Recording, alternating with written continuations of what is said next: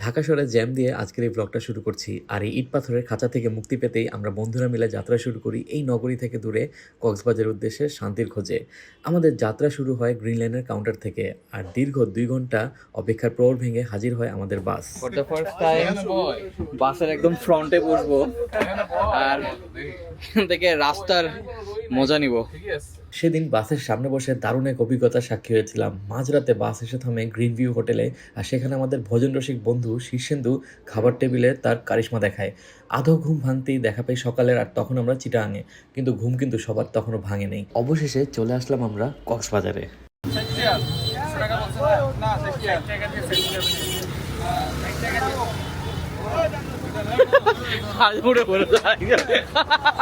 অবশেষে 10 ঘন্টা জার্নির পর আমরা চলে আসছি কক্সবাজার। আর সাথে আমরা আছি, শীর্ষেন্দু আছে, শোভন আছে, রুবাব আছে, আর সামনে পেন্টিয়াম 4 আছে, না সরি ইমু আছে।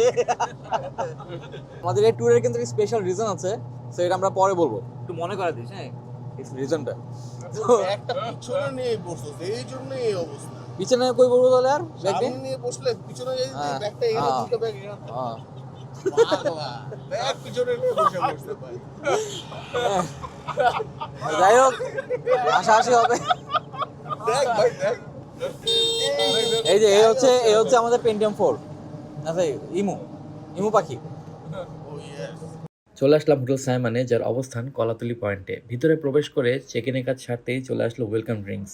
সময়টা ছিল বড়দিনের, তাই পুরো হোটেলে একটা দারুণ ক্রিসমাস ভাইব তৈরি হয়েছিল।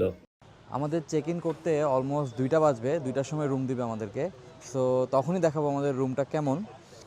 আমরা এখন সবাই ক্ষুধার্ত, সকালে নাস্তা করি নেই, তো আমরা যাব হচ্ছে ফালুংজিতে। তো ফালুংজিতে যাই আর দেখি ওখানে কী কী পাহাড়ি খাওয়া আমরা খাই এবং আমাদের এক্সপিরিয়েন্স কেমন হয় সেখানে। আগে খেয়েছিস কখনো ফালুংজিতে?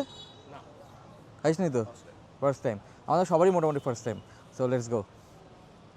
চলে আসছি ফালুংজিতে, কিন্তু ফালুংজির এই এক্সপিরিয়েন্স কিন্তু আমরা পরের ভ্লগে দেখাবো। সো টিল দেন ভালো থাকবেন।